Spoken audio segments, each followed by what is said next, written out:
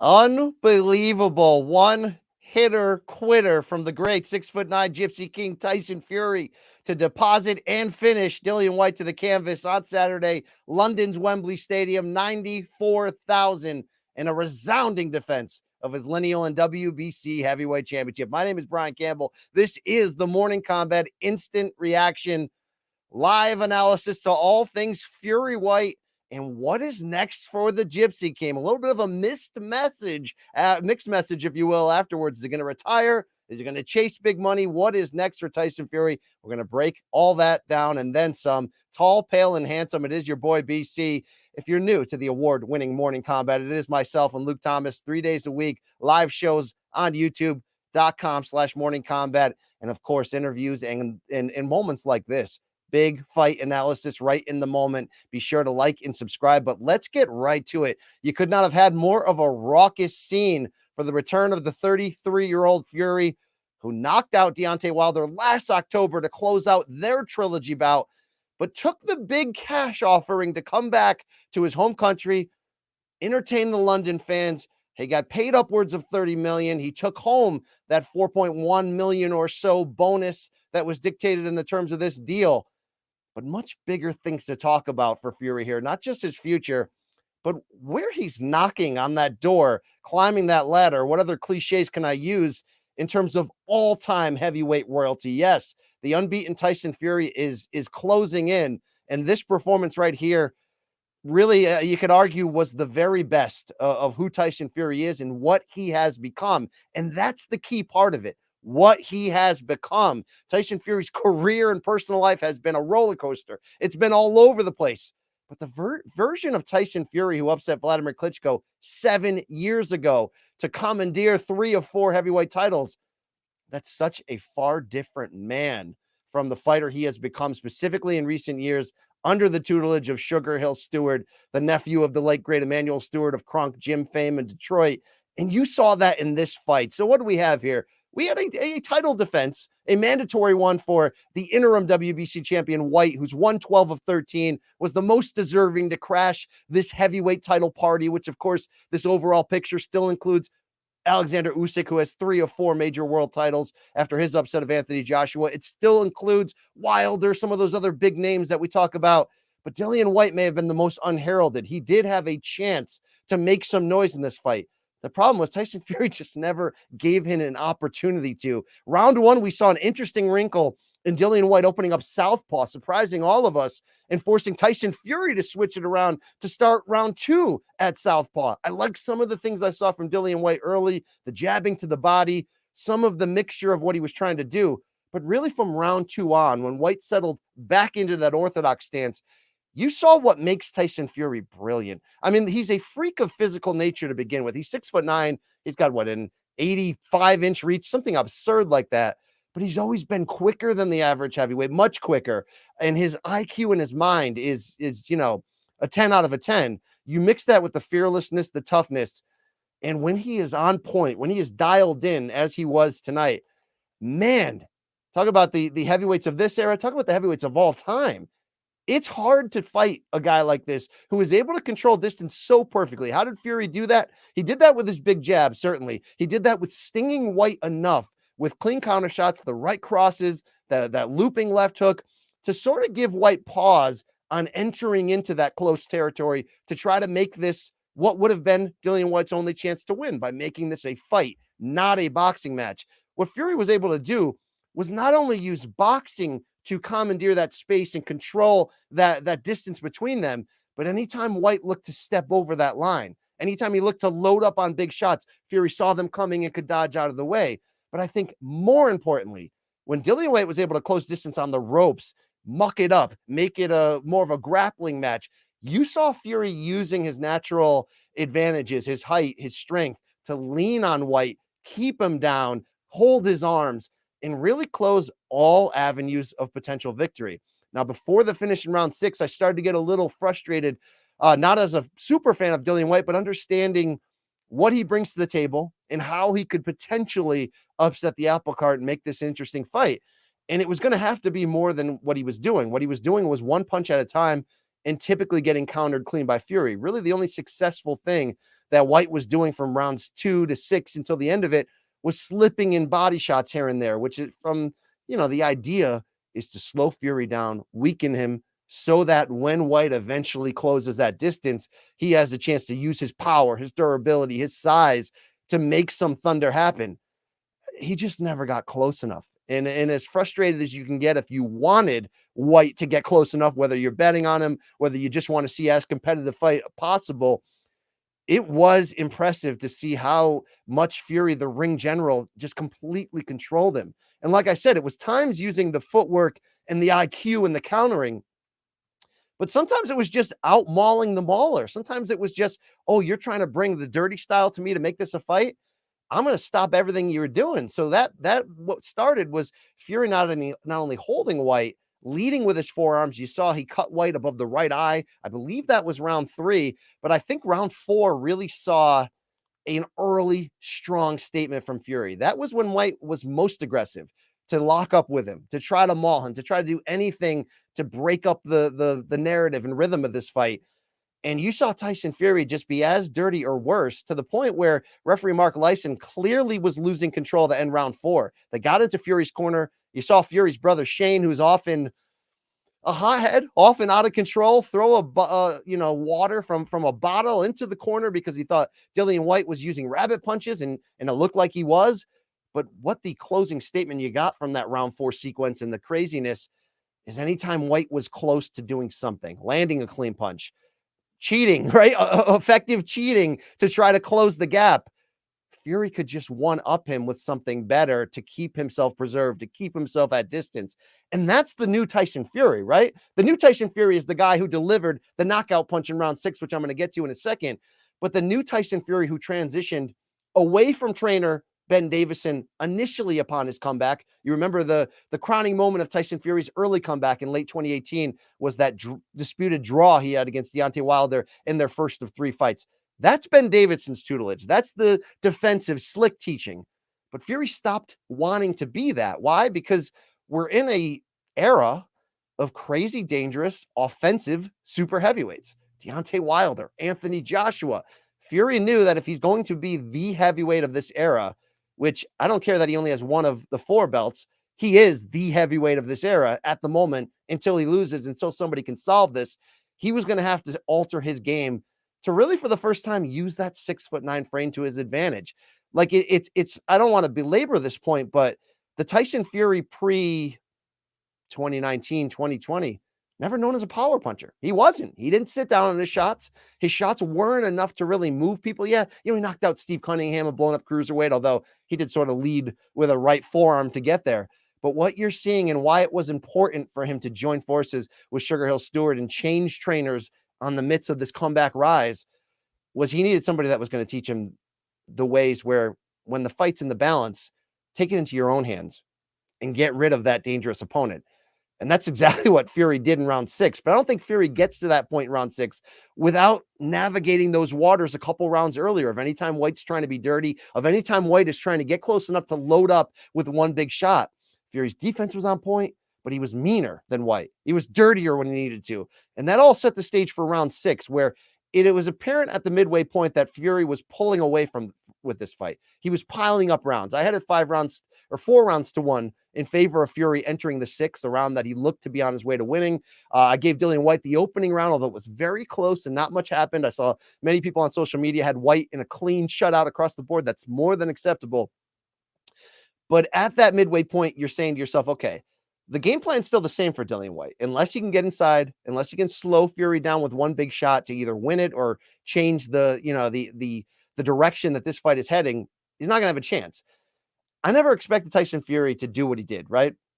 Get Dillian Whyte out of there with one punch. I never expected him because I predicted a Fury win, but a Fury win with some damage, maybe a knockdown, maybe have to rally back at times against an underrated guy in Dillian Whyte. He just absolutely dominated him, really, from start to finish after a close-ish first round because Whyte went southpaw. Fury never let him at all get into a groove. And what you love about this new Fury with Sugar Hill Stewart is it's more about the mindset that it is about sitting on the punches and committing to the right hand. The training's working. The commitment of Sugar Hill Stewart to make Tyson Fury into a power puncher, it's working. Absolutely. But he's still got to deliver those blows that will not only gain the respect of the guy across from him, but that can end a fight when the moment is there. This punch by Tyson Fury, which began with a lead jab. Fury didn't come back with the right hand right away. It was a lead jab pause, but as he paused enough for Dillian Whyte to come forward, you saw him uncork as beautiful a right uppercut as you could have imagined. What made it so devastating was the speed and the timing. And that's really Tyson Fury's calling card in reality, right? That uppercut knocks out every single heavyweight in the world today because of the unlikeliness of it, the speed of it, and the fact that he caught Whyte on the chin and buzzed him so hard. Whyte's as durable as they come. He survived that one punch knockout loss to Alexander Povetkin and knocked him out the next time. He's down on his back. He's nearly out cold. Now, Whyte did struggle to get back to his feet, but when he was unable to really settle himself, Mark Lyson, rightfully so, waves off the fight at the end of that 10 count. And here we are. This Tyson Fury is dangerous as shit. To be frank with you, pardon my French. This is not the guy who came back last fall from an 18-month layoff and looked rusty against a determined Deontay Wilder in their trilogy fight, and really had to lean on guile and anything that's inside of him to, he had to travel back, right? Because he's in the lineage of the bare knuckle champions from the Irish travelers, culture, and he had to dial back to that whole idea of him being a fighting man, as he always says. Oh, he is a fighting man. He dialed back there to beat Deontay Wilder and end that trilogy. But this version of him, the guy who you heard on the ESPN Plus pay-per-view broadcast, did a 12-week training camp, not a 6, not an 8, did a 12-week training camp for Dillian Whyte because he knows how dangerous this guy is. That version that can get the other heavyweights out of there. It's what makes the historical conversation when you involve Tyson Fury so fun.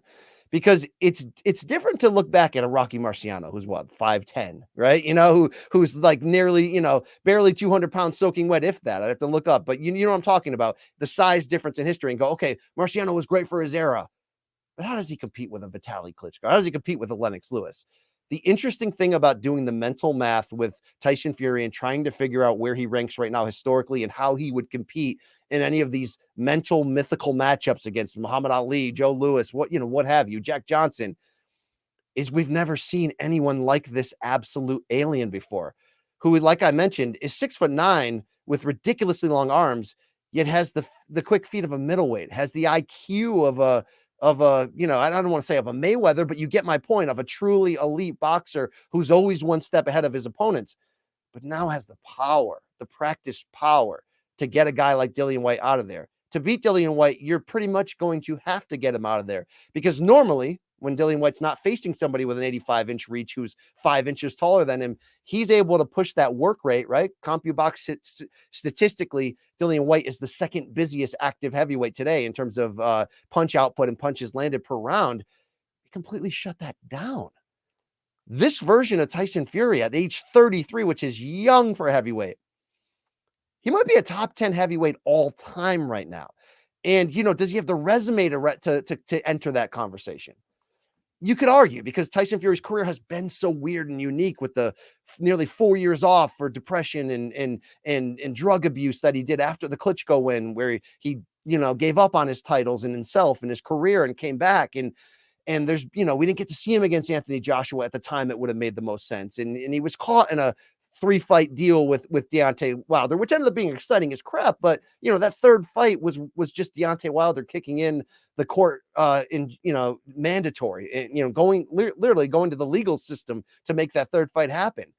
Have we seen him against enough elites? Well, no. But the elites that we have seen Tyson Fury against, the 2 wins against a very tough out in Derek Chisora, the dismantling of Vladimir Klitschko at the peak of his powers, the 3 victories, no, not 2, because of that draw. It's not a draw in reality. The 3 victories over Deontay Wilder, in which he endured hella punishment and got knocked down 4 times in 3 fights, yet won all those. And now a guy like Dillian Whyte with that type of finish, he's throwing Otto Wallin. He's got a couple other good, decent wins there, but for whatever he lacks in the total amount of great wins, the eye test is hard to frickin' overcome. And that's why I don't believe for a second and haven't believed for a second at all that Tyson Fury is done. And that's why these mixed messages that ended up coming out in the ring at Wembley Stadium tonight after these fights is still kind of hard to juggle. So let me recap that. Tyson Fury wins. He goes to the microphone. He praises up Sugar Hill Stewart. What, rightfully so. But then he says, look, I promised my wife Paris that I was going to retire after the third Wilder fight. We didn't necessarily know that at this point. But he broke that promise, he says, because of the money offered and the opportunity to fight once again in front of his fans in the UK. I think he watched from a distance, right? Because remember, Tyson Fury was out of boxing when Anthony Joshua came up. Then Tyson Fury has a trilogy fight over 3 years, 3 fights with Wilder, all in the US. Yet what's Anthony Joshua doing? He's selling out stadiums in the UK. He's fighting in front of 90,000 people. He's a rock star. He's coming out like he's Dwayne "The Rock" Johnson with the AJ behind him letters and the flamethrower to light it up. I think Tyson Fury really wanted to be a part of that scene, really wanted to show that I am a bigger draw. I am the draw, right? Of this era, of this boxing game. Okay, we got Canelo too. We've got some other fighters, but heavyweight boxing is different. Heavyweight boxing in the UK, boxing at all in the UK, boy, is that different. So Fury proved that point. But he's 33 years old, and this might be the best performance we've ever seen out of him. You're telling me he's going to walk away when he's within a year of potentially getting a chance to, for the first time in this 4-belt modern era, to fight for the undisputed championship, all 4 belts. You're telling me he's going to walk away with this much money at the on the line? No, he's not. I'm sorry, he's not. He said it. He said, I made a promise to his wife, but I think this is a different level promise than Khabib Nurmagomedov in MMA, promising his mother and father, right? His late father, the honor of his late father, that he's going to be done at a certain point. Bernard Hopkins once famously promised his mother he wouldn't fight after age 41. And what did he do? He kept breaking that promise. He fought till he was 50, right? He set all these records. Tyson Fury's not going anywhere. The question, though, the real question is what is exactly next for him, and how long will he actually step aside? And what I mean is this: when I say he's not going anywhere, until I see him get on a camera and say, I'm vacating this WBC title and this lineal / Ring Magazine title, which, if you don't know what that colorful belt means, it just means in this day and age of boxing where there's too many belts, right? There's 4 major champions per division, yet there's all these other belts that mean various things, including that white WBC Union Jack belt, which means bullshit, right? It means absolutely nothing. It's pretty to look at. But the whole idea of the lineal Ring Magazine champion, it's the guy who beat the guy. It's the way in this proliferated era of too many belts to declare one champion, the real champion. Why is Fury the real champion at heavyweight? Because he beat the last guy who was the unified champion and had all the power, and that was Vladimir Klitschko. But even Vladimir Klitschko didn't collect all 4 titles and become the undisputed champion in this 4-belt era. We've had undisputed heavyweight champions in the 3-belt era, right? We've had Holyfield, Lennox Lewis took that from him. I mean, we've had that before. But Fury's got that chance at history. So until he's giving up those titles, like he did when he canceled the Vladimir Klitschko rematch in 2016 and did just that, vacated the titles and then went on a 4-year bender, more or less, he's not going anywhere. But the real confusing / potentially interesting / do we really need this moment was when he welcomed Francis Ngannou into the ring after this victory, the reigning and defending UFC heavyweight champion, who, of course, we all know his contract is expired. Francis Ngannou, at the end of this calendar year, can be free to go from the UFC as he recovers from a knee injury, despite, unifying these titles against Cyril Gane in his last bout. Could Francis Ngannou say, hey, sorry, UFC, but I got to go fight. I got to go box Tyson Fury in this unique heavyweight champion in boxing versus heavyweight champion in MMA, who's the baddest man on the planet? Would Tyson Fury do that in the interim as we wait out what happens in the Anthony Joshua-Alexander Usyk rivalry, where the 3 belts, the WBA, the IBF, and the WBO belt, are located, and make a lot of money in a spectacle that I'm sure ESPN pay-per-view would love to be part of? Why? Because Tyson Fury, co-promoted by Top Rank, fights on ESPN. ESPN also has the UFC deal. The fans are conditioned to know that that's a big time home of combat sports, along with Showtime, along with other places. Could that fight happen? Yeah, hell yeah, it could happen. There's nothing stopping Tyson Fury from making a huge, easy payday. Easy in theory, obviously, when you take a fighter with big power like Ngannou, but doesn't have the boxing sophistication, right? To land one big shot and do this. I mean, you never say never till you see it, but if Tyson Fury's doing what he just did to Dillian Whyte, good God, what could he do to Francis Ngannou? The whole question is, even if Tyson Fury gets that fight and makes that money and does the spectacle, would he be willing to walk away for good, even with, WWE calling or acting or whatever else is calling, and let the winner of Anthony Joshua and Alexander Usyk stand up and say, I'm the unified heavyweight champion. I have 3 of the 4 belts. I'm the guy. I mean, would Tyson Fury really be willing to give away that WBC title, let somebody else make that history in front of, 100,000 fans in a UK soccer stadium and be the one face, one name, one champion of this elite, sexy glamour division? And if you don't know it, now you know that, the saying is, as the heavyweight division goes, so does boxing, because heavyweight boxing is the gateway drug. It's more or less the reason all of us ever first came to boxing, through the Rocky movies or through Mike Tyson or through the great 90s era of all those great champions, that it's heavyweight boxing. So you're telling me he's going to stay away? No, no chance. No chance in hell. Vince McMahon, WWE, no chance. So I think the question is more about, is this a partial bucket list thing? Is this a way for Tyson Fury to bring on even more generational wealth than the 30 plus million he just won, with the win bonus in this one? And you're telling me at age 34 next year, he's not? No, he's going to do it. He's going to fight for the undisputed title. So look, crazy things can happen. No one expected Fury to go on the 4-year bender he did after the Klitschko fight. He's had as unique a life and career run as anyone. I mean, let's not forget, he's named Tyson Fury because he was born while Mike Tyson was heavyweight champion in the 1980s. And his dad said, this boy right here, the one who barely survived birth, by the way, and had all these health complications, he's going to go on to win the heavyweight. I mean, that's Cinderella storybook stuff right there. That guy is not going to step aside and let other people make history in his house. And by his house, I mean the sport, the division, potentially England, which, draws insane crowds. And you're going to let AJ come back and maybe knock out Usyk, or let this Ukrainian wizard, this boxer Alexander Usyk, who was the undisputed cruiserweight king, do the same at heavyweight? No, you're not. You're going to go back in there and prove that you're the heavyweight of this era. A mantle, again, I believe he's already secured.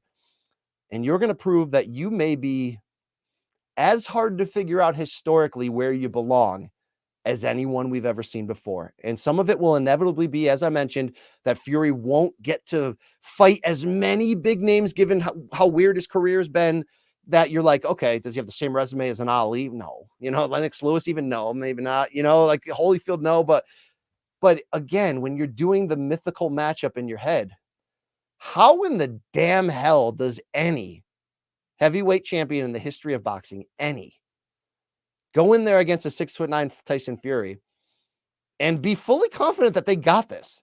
And again, going back to my earlier point, that's the hard thing you have to consider when you're comparing eras. When you're saying 2000 Shaquille O'Neal with the Lakers, right? Winning the MVP, crushing the championship, unguardable. What does that guy look like guarding George Mikan in 1954? You mean back in the era when we had 8 NBA teams and half of the centers are balding 6'8" white guys who are smoking cigarettes at halftime and keeping part-time job as his insurance salesman in the offseason? Yeah, you can't compare eras in that sense. Just like, as I said earlier, you can't compare Rocky Marciano and his height and where he was in his era to the super heavyweights of today. But just like saying, what era could LeBron James compete in? Every single one. He's 6'8" guard forward who can play every position and F around and get a triple double any night he wants. That's heavyweight Tyson Fury in these mythical matchups. I mean, it's not just leaning again on the size, the skill, and now the establishment of legit heavyweight knockout power. It's that other intangible. He's a fighting man. Exactly what him and his wild, crazy Gypsy John Fury dad says are true. Tyson Fury rising up like the Undertaker in the first Wilder fight in round 12. Tyson Fury even coming back from that 4-year bender. Tyson Fury, getting up from 2 knockdowns in round 4 against Wilder just last year in their trilogy bout. He has the salt. He has the bait and tackle down there. He has the balls the backbone, the chin. This is not your boy BC making a hipster argument that maybe we're watching the greatest heavyweight of all time. No, it's not me saying that. I'm saying open up your eyes to what we do have. A guy that's getting increasingly harder to keep out of these larger discussions because, again, of that mental mythical matchup of what are these guys? Even the great Lennox Lewis, arguably the first true super heavyweight of the new era at 6'5", who can box and punch, and he only had 2 defeats and he avenged both by knockout wins. Like, even that guy, what's he going to do with Tyson Fury? We've never seen a guy like this. It's like, forget 6'8" LeBron James. We're starting to see NBA players who are 7'3" and can handle and shoot threes. Like, those guys in the past, they've never seen anything like this. Tyson Fury is as special an athlete when you take into account his personal story and his gregarious charm and the karaoke singing as this sport has ever seen. And this sport of boxing has seen a lot of wild and wacky shit.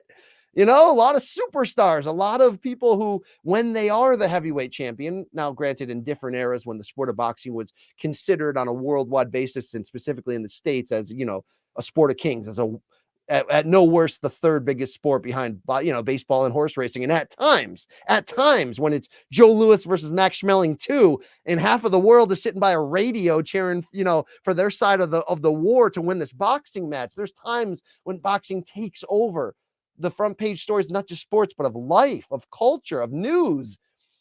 And I'm not sure we've had as unique a character of what we're seeing right now in Tyson Fury. Does he beat Anthony Joshua or Alexander Usyk with the same level of ease that he's seemingly doing outside of the Wilder trilogy, which, look, Deontay Wilder's punching power is going to be a nightmare for everyone in history, whether you beat him or not. I don't know. I would favor him. I would love to see him against a boxer like Usyk, who's 6'3", doesn't have big power, but certainly can be quick and come up with a game plan and just out chess you. And just like we'd love to see him against a reformed Anthony Joshua, who brings big power, brings the big star value. I mean, if they did 94,000 tickets for this, right? I always said, if you did 80,000 tickets, which they did for Carl Froch and George Groves, no disrespect to St. George Groves, he's not a household name outside of the UK. You're doing 80K for that. You did 94K for this. Could you do 300K if you find a cornfield big enough? You probably could. Fury versus Joshua would be the biggest fight. And Fury would be favored against any of these guys. So that's why I get so fired up on well, he did say he was retiring. Okay. Right. Do you know what else Tyson Fury said? Go watch his interviews. Okay. On the right day, he says remember that time ahead of the second Wilder fight? He said, I masturbate 7 times a day. That's my secret. I mean, he says bullshit. But the thing that's not bullshit at all is his viability, is him being the heavyweight of this era, is him being an absolute legitimate pound for pound fighter. I think I had him ranked 5th coming in.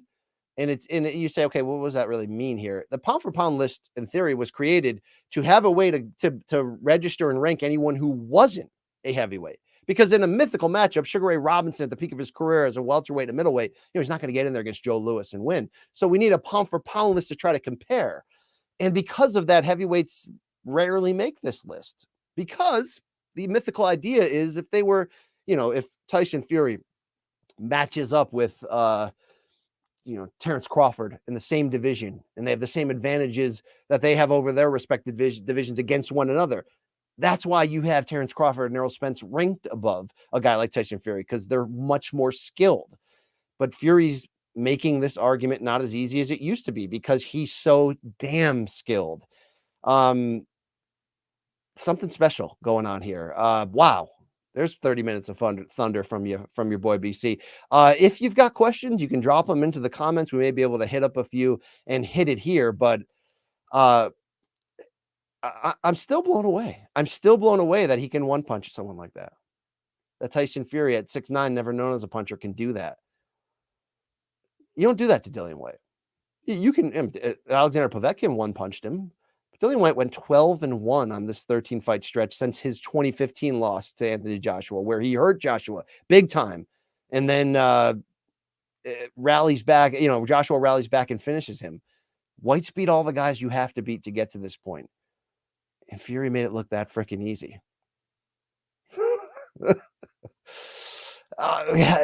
don't have a comparison to this, right? We've never seen this before. So Tyson, if you're listening, don't go away. I mean, you want to make that money player against Francis Ngannou if you have to. Do I care about that fight? Not at all.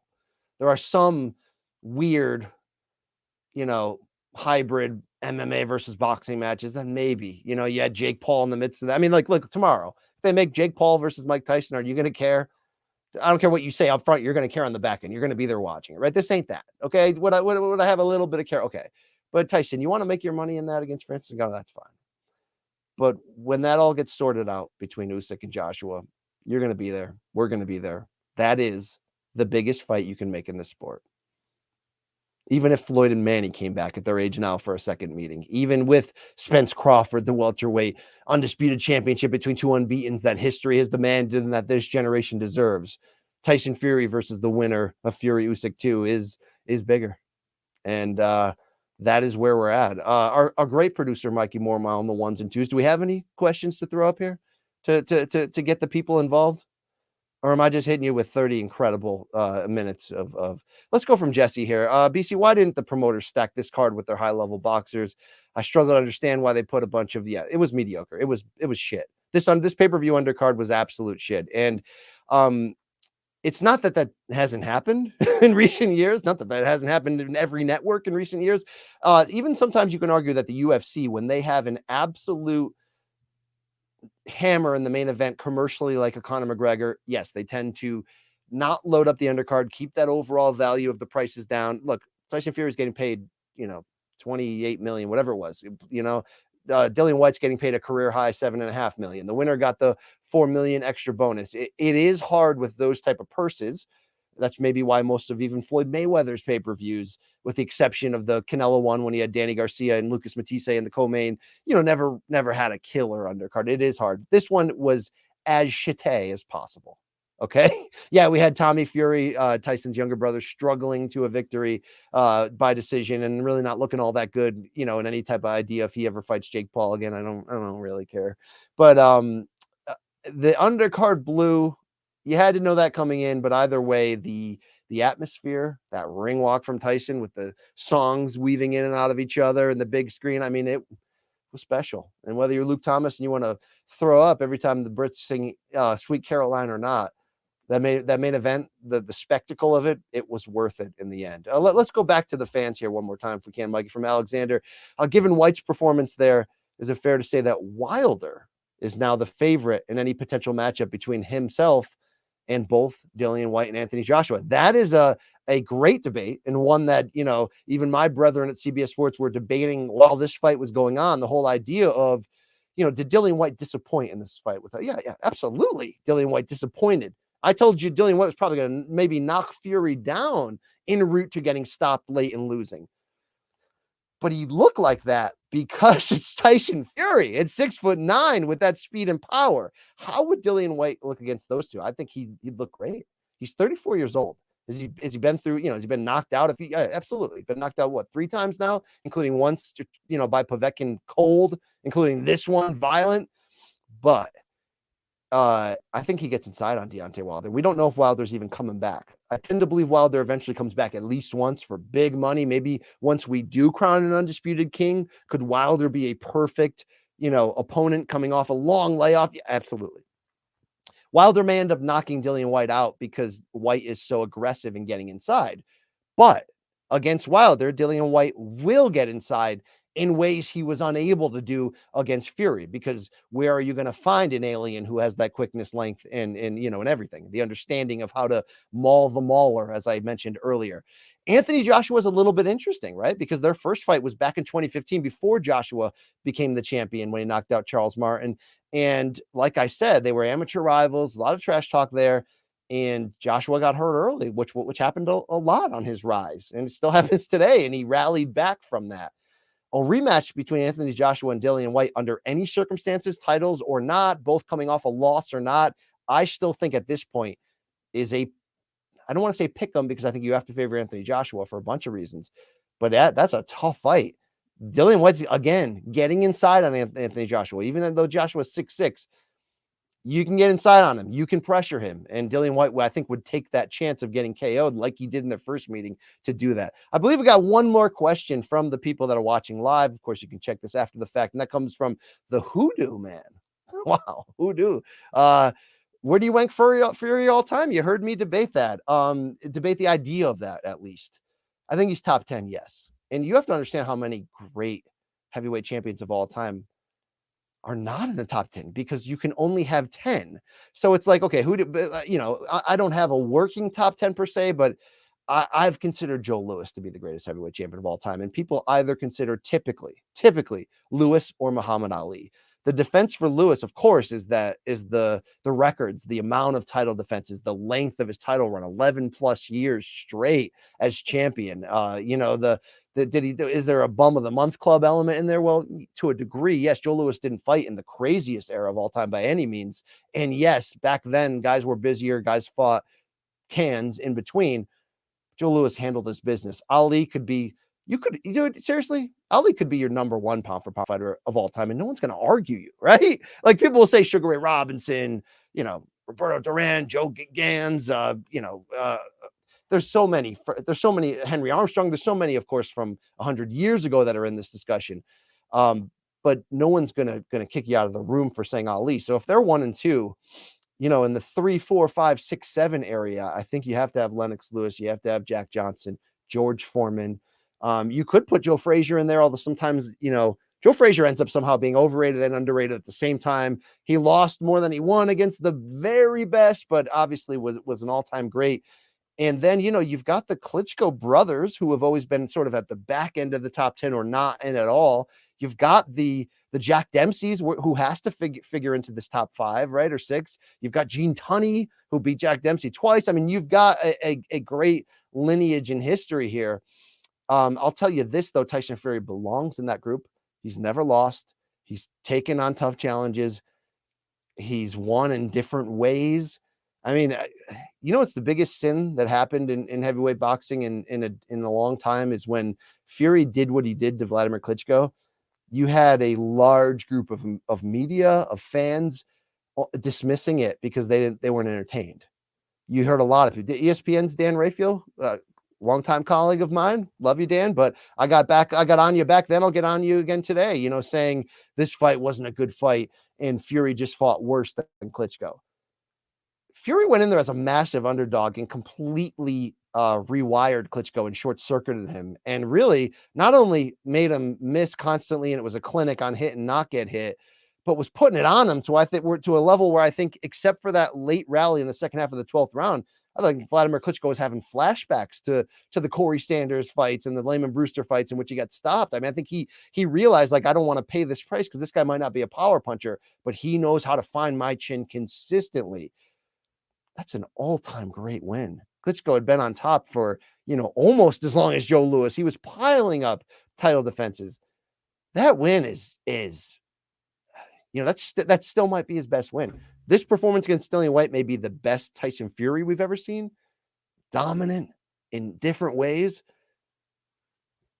But that win over Klitschko is going to be hard to top. And, for whatever he lacks, as I said, in the totality of those elite wins are great. They're really good. And I mean, he's 3-0 against Deontay Wilder at a time when, not everyone was trying to fight Deontay Wilder. I know Deontay Wilder's limited and he made a lot of excuses in the second fight, but, if Deontay Wilder fought, Joshua White, Lewis, all those guys in succession, even now he's going to win a few of those by knockout because that's how dangerous he is. What's going to hold Fury back in the larger point of this discussion again is the lack of overall total resume, which was caused by that 4-year break. It was caused by the soft matchmaking at times that he had when he needed to just get back in shape after that break and fighting the Tom Schwartz's, or whatever the hell that guy's name was, Surf and Safari, that other dude. I mean, he fought a few of those guys, but he shows up for the big events and he wins them. And if Tyson Fury keeps fighting, and if he becomes the first 4-belt undisputed champion in this Renaissance heavyweight era, And, we already know what he's doing commercially as a monster star. We already know what he's doing affecting people and culture. Okay, maybe he's not Muhammad Ali level of affecting people and culture, but the mental health stuff, all that. I mean, he's love him or hate him, he gets you to care. If he wins that one, oh, he's top 10. He might be, is he top 5? I mean, it's in one hand, it's hard, it goes to the eye of the beholder, obviously. But in one hand, it's like sacrilege compared to some of those names I mentioned, especially like, how do you discount an Evander Holyfield, who, yeah, he lost a lot, but dude, that guy just kept, retooling as a small heavyweight in the beginning of the super heavyweight era and kept finding dramatic ways to come back and win. How do you compare him, Tyson Fury, with a Jack Dempsey? How do you compare him with guys who, again, maybe they weren't in the greatest heavyweight era? And just, spoiler alert here, there's basically 2 good heavyweight eras all time. That's the thing people always forget. Either whether you're debating if Joe Louis or Rocky Marciano or even Vladimir Klitschko should be overrated or underrated, the thing we always forget is that there's never really been a consistent large pool of great fighters in this division. You get a lot of big guys, right? You get a lot of failed athletes in other sports like Wilder, who come over at last minute, age 19, and pick this sport up. But the 1970s were ridiculous in terms of depth for heavyweight champions and contenders. And obviously the 1990s were, you could argue that look, the 90s were so deep that you can argue it's even better than the 70s. And the 70s had the second half of Ali's career, had Joe Frazier, had George Foreman, had Ken Norton, right? I mean, they had, Ernie Shavers. They'd had like a not only a historic group, but some of the biggest fights in this sport's history. Rumble in the Jungle, Thrilla in Manila, The Fight, the first Ali Frazier fight at Madison Square Garden. But the 90s had, it was a multi-belt era, but it had multi-deserving all-time great fighters. It had post-jail Mike Tyson, pre at first and then post.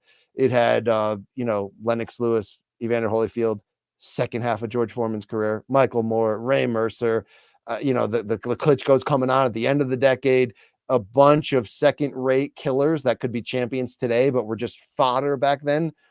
You do have to remember that when you are trying to compare Fury to those guys, because those guys fought a long time ago, whether you fought in the 40s, 50s, whatever, you tend to just, they were probably, right, that boxing was great then, so they probably fought nothing but Hall of Famers. But that's just not the truth in the history of heavyweight fights. And even in MMA, right, the UFC's heavyweight division has long been the most maligned and sort of, up and down, and anyone can win anytime, but nobody puts together long reigns. So if Fury's biggest obstacle in being truly labeled an all-time great is the lack of top-tier elite wins, he is in one of the better eras, though. And I say better with that little asterisk on it because, I'm not saying Fury, Joshua, Wilder, Luis Ortiz, Andy Ruiz, Dillian Whyte, I'm not saying these guys are better than that group in the 70s or 90s. I'm not saying that we have more than even one fighter who compares with the best heavyweights of the 50s or the 60s or whatever. But I am saying that we have, this is a special era, not just because it came on the heels of that awful Klitschko era from 2004 to 2015. Again, I don't blame the Klitschkos, but they mopped up in the shittiest era in heavyweight history, the legitimate worst era in heavyweight history. And, these new guys kick-started our love because of their size, because of their charisma, their vulnerabilities, and their willingness, again, to fight one another. And sometimes that got hard. Wilder and Joshua should have already fought each other, when both were unbeaten to unify belts, and it didn't happen. But I think heavyweight championship fights, including with promoters and networks across the street, quote unquote, from each other, I think it's easier to close that gap and make these super fights in heavyweight than any other division, because heavyweight demands so much money. This is a monstrous commercial era for the heavyweight boxing division, from what Anthony Joshua and Fury are doing over there in the UK, to what Wilder did and is doing, and all of these other players that you need to make interesting fights. So I do wonder, when it's all said and done, will this era, because of what I mentioned before, which is the lack of consistently great heavyweight eras across the board, will this era, the 2010s, this Renaissance era, end up being like almost overrated or appreciated and loved like a fine wine because the sport was back again commercially so much? I do wonder. And if that happens, it's going to make Fury's resume look even better. And I'm telling you this, for as vulnerable as Anthony Joshua is, and he is, we've seen him now lose twice, right? We've seen him get hurt in a lot of his biggest wins. And that's, by the way, that vulnerability, like I don't look at that as a negative. Like it's exciting as crap to watch him because he's either going to get or got, right?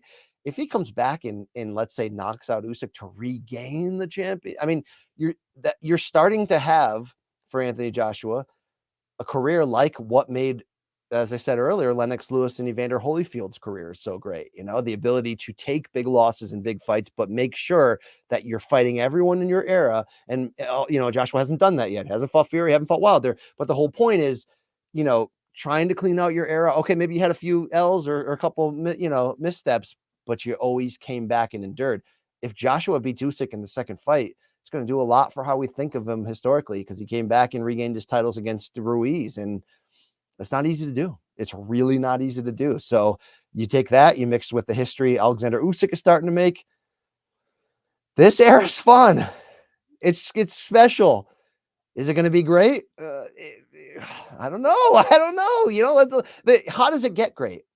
You need what both the 70s and 90s had, is not only the deep group, but the willingness of that deep group to consistently fight one another. You know, I mean, what heavyweight fights did we not get in the 90s outside of Bo versus Lewis, because Bo avoided it, and then the Bo versus Tyson thing never happened, as the Tyson versus Foreman thing never happened, but there's reasons why they never ended up crossing paths. It's like you almost got everything you ever wanted. If we end up with everything we ever wanted in this era, and it's going to take not only Fury fighting for the 4 belts, but again, it's going to take Wilder coming back and fighting Joshua under any circumstance. It's going to take Usyk fighting all these guys. That happens, it's going to raise the rent of the 2010s of the heavyweights. And if Tyson Fury is the last guy standing, and particularly if he goes the distance undefeated, try to keep him out of top 5 all-time heavyweight. Seriously, try to. Recency bias included. Try to, right? It's interesting. It's fun. At the end of the day, it doesn't matter if I'm right or I'm a buffoon and you're at home going, I know so much more than this dipwad. I should be sitting in that seat. The fact that we're having these discussions, like, you don't realize how fun this is. Were you guys awake between 2004 and 2015 when Sultami Bragimov, God bless his soul, and Ruslan Chagayev, and, you know, who's that other guy? I mean, yeah, who was that other guy? There was a bunch. Sergey Liakovich. Okay, Liakovich versus Lehman Brewster, a balls bonanza. Outside of that, those fights sucked. Those fighters weren't historically relevant. That was not fun. Okay, heavyweight boxing was not cared about. You could, even back then, sometimes you couldn't even get it on TV. Like HBO at times was like, sorry, Vladimir Klitschko, we might not want to put your fight on TV this time. You know, you're not getting those rings. Nobody cared. We got a lot to care about. We got a lot to debate about. It's going to make barbershops fun. It's going to make the water cooler fun. It's going to make you sitting in your car or wherever you are listening or watching me. It's going to make this discussion fun again. That's because of what we have, and that's because of Tyson Fury as the face of what we have. And maybe that's the perfect button to put on it and come full circle here as I preach to you why heavyweight boxing's back, why the sport of boxing is so fun again after that great calendar year last year, and the fun that we're having to kick things off. We have options again, right? We have options again. You know, boxing, as Larry Merchant once famously said, you know, you can't save it, but you can't kill it. It is a recurring, you know, and it's back. Heavyweight's back. And I love it. I love it. My name is Brian Campbell. I have approved this instant analysis show on Morning Kombat. Please like and subscribe to what we do if you want a little bit more of this wackiness.